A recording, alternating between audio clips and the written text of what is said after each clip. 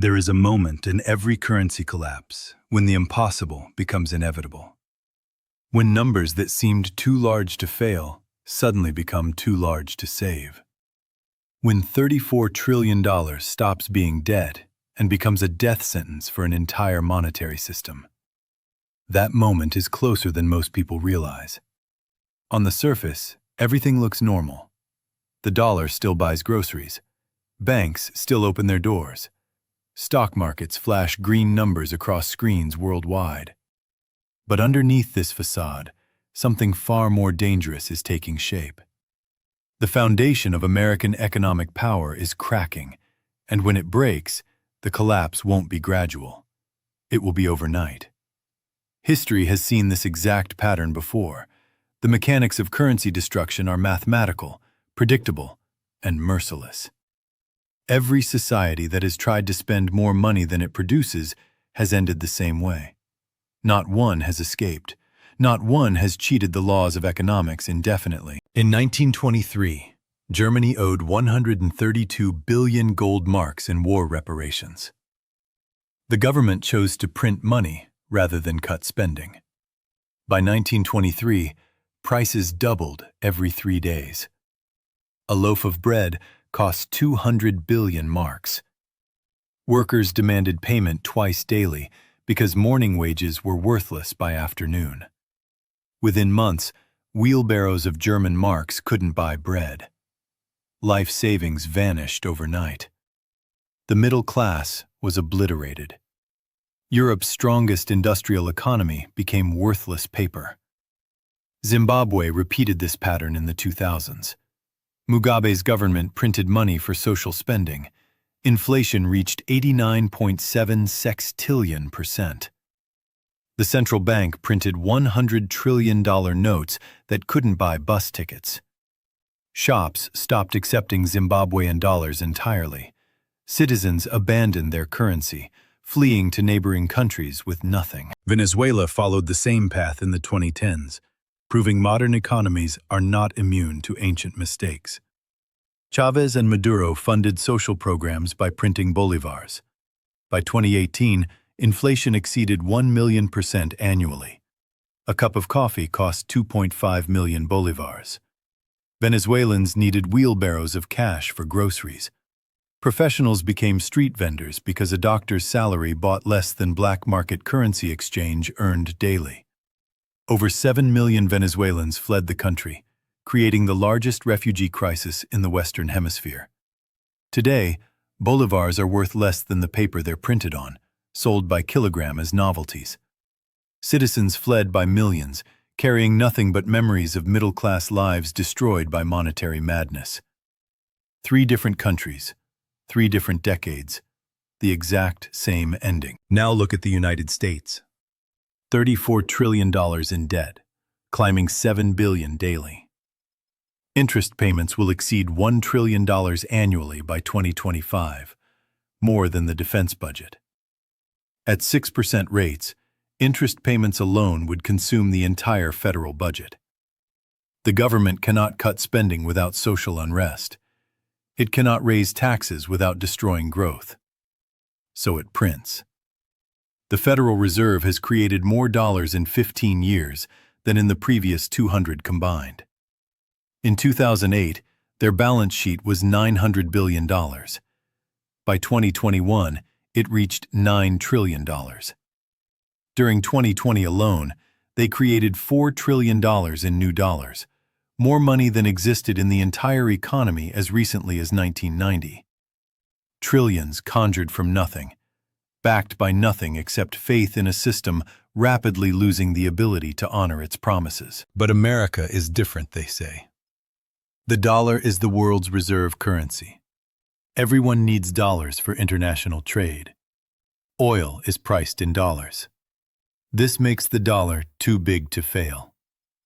This is the same delusion that gripped every empire before its currency died.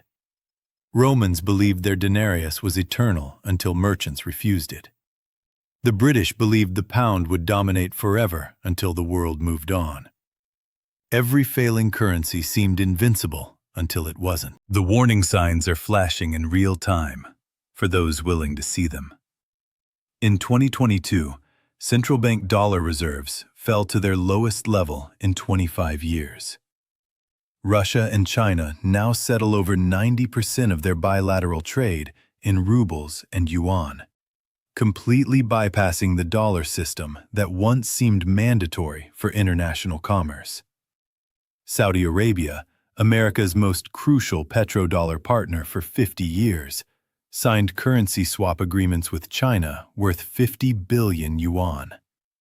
They're now accepting Chinese currency for oil sales that previously demanded dollars exclusively. The UAE, India, and Iran are conducting oil transactions in rupees and dirhams. Brazil and Argentina are exploring trade settlement in their domestic currencies. The BRICS nations, representing over 40% of global population and 25% of global GDP, are actively building payment systems, digital currencies, and trade agreements that bypass the dollar entirely. These aren't future plans. These are operational realities happening right now, while American media focuses on political theater and stock market highs. These aren't abstract geopolitical moves. These are preparations for a world where the dollar is no longer the default currency of international commerce. When that shift reaches a tipping point, trillions of overseas dollars will flood back into the American economy. The result won't be gradual inflation. It will be hyperinflation that makes Weimar Germany look like practice. Consider what this means in visceral, practical terms. When currency enters hyperinflation, prices don't just rise steadily. They rise exponentially, chaotically, destroying any possibility of normal economic planning. Bread costing $5 today costs $50 next month, $500 the month after, $5,000 by year-end. But it's not just bread. It's everything. Gasoline, electricity, rent, medicine, clothing. Your salary, if it stays the same in nominal terms, becomes mathematically worthless. A retiree living on a fixed pension of $3,000 monthly discovers that amount buys what $30 bought the previous year. A teacher's $60,000 annual salary has the purchasing power of $6,000, then $600, then $60 in real terms.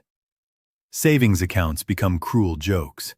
That $100,000 retirement nest egg becomes $10,000 of purchasing power, then $1,000, then $100, then, effectively, zero. Anyone holding dollars, which means virtually every American, watches their purchasing power evaporate in real time like ice cubes on hot pavement. But real devastation isn't in numbers.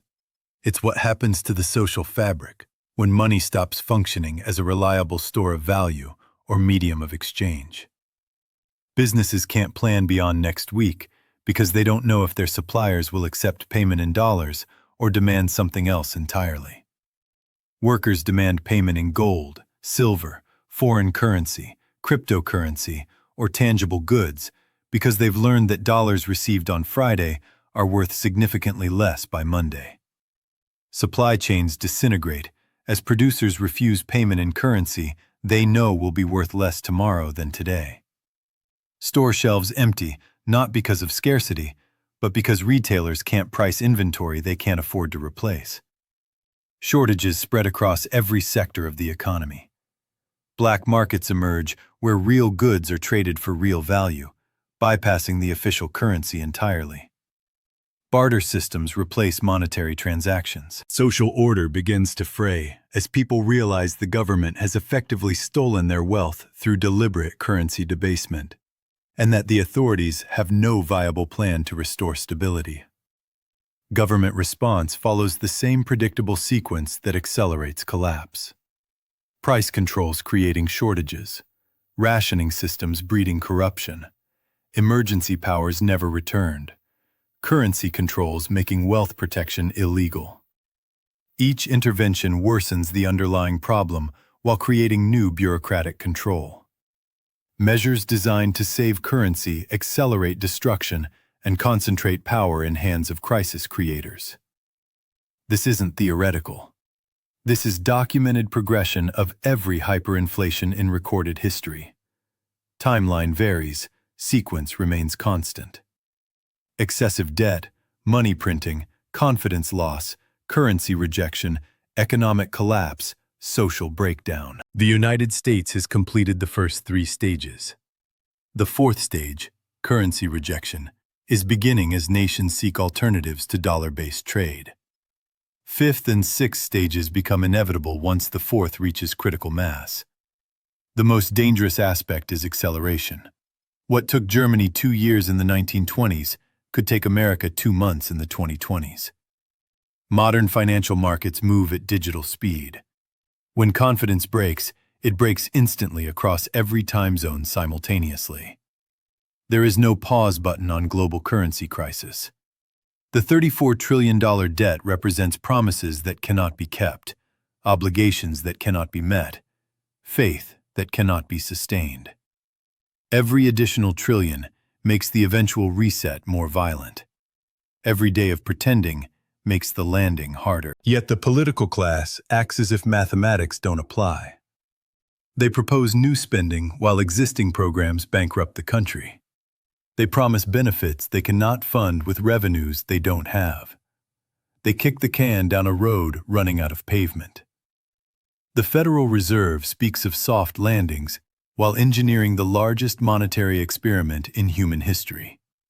They pretend they can control forces they've unleashed, manage variables they don't understand, engineer outcomes never achieved under these conditions. Meanwhile, people who will pay the price go about daily lives, trusting someone has a plan. That smart people in charge know what they're doing. That America is too big, too powerful, to suffer the same fate as every overextended empire in history. This trust is misplaced. Not because people in charge are evil, but because they're trapped in a system with no good options left. They cannot stop spending without triggering immediate collapse. They cannot continue without triggering eventual collapse. They've painted themselves into a corner where every choice leads to destruction, and the only variable is timing. History suggests timing will be determined by foreign governments that no longer benefit from propping up this system. When China sells its $900 billion in treasury bonds, rates spike. When oil producers demand payment in other currencies, dollar demand collapses. When international investors flee overpriced American assets, capital flight begins. China already reduced treasury holdings from $1.3 trillion to under $900 billion. Russia eliminated dollar reserves entirely. Even allies like France and Germany diversify away from dollars. The house of cards experiences structural stress at multiple points simultaneously. Not gradually. Not with warning. Not with time to prepare. Overnight. The only question is whether that overnight reckoning comes in 2025, 2026, or later, when mathematics become even more impossible and reset even more brutal. The debt ceiling debates, political theater, expert predictions about soft landings, none change the fundamental equation. A system built on endless debt accumulation has only one possible ending. Every civilization walking this path has told itself the same story. We are different. We are special. The rules don't apply to us. Right up until they discover mathematics is not negotiable, reality is not optional, and $34 trillion of promises backed by nothing more than faith will eventually meet the immovable force of economic truth. When that moment arrives, the question won't be whether you saw it coming. The question will be what you did with the time you had left.